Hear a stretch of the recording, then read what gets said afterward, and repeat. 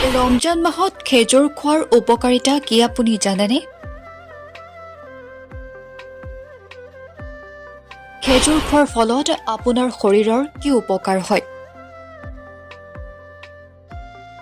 ৰমজান মাহত ৰোজা ভংগ কৰিবলৈ খেজুৰ খোৱা হয়।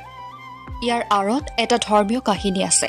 যদিও সেই কাহিনীৰ উপৰিও ৰোজা ৰখাৰ পিছত খেজুৰ খোৱা বহু উপকাৰ পোৱা যায়। এই বিষয়ে বিতংভাৱে জানোৱা হওক। ৰমজান মাহত খেজুৰৰ গুৰুত্ব বাঢ়ি যায়। এই সময়ছোৱাত খেজুৰ এনেকুৱা বস্তু যাৰ অবিহনে ৰোজা ভাঙিব নোৱাৰি। কিন্তু আপুনি কেতিয়াবা ভাবিছেনে ইয়াৰ কাৰণ কি? আচলতে খেজুৰৰ লগত জড়িত এটা ধৰ্মীয় কাহিনী আছে। কিন্তু তাৰ উপৰিও বহু কাৰণ আছে যাৰ বাবে খেজুৰ খাই ৰোজা ভংগ কৰা হয়। ৰমজানত খেজুৰ কিয় খোৱা হয়? কি লাভ হয় জানোৱা হওক এই প্ৰতিবেদনত। উপবাসৰ পিছত খেজুৰ খোৱাৰ উপকাৰিতা।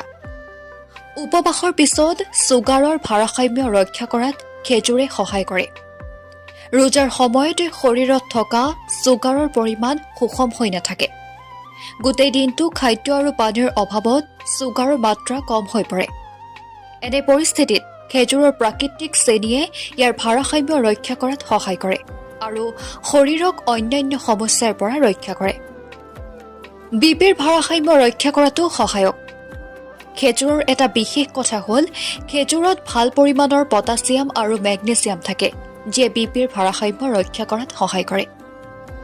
এই দুয়োটা উপাদানে আপোনাৰ ধমনীবোৰ সুস্থ কৰি ৰাখে আৰু ৰোজাৰ পিছত হঠাতে বিপি কমি যোৱাত বাধা দিয়ে।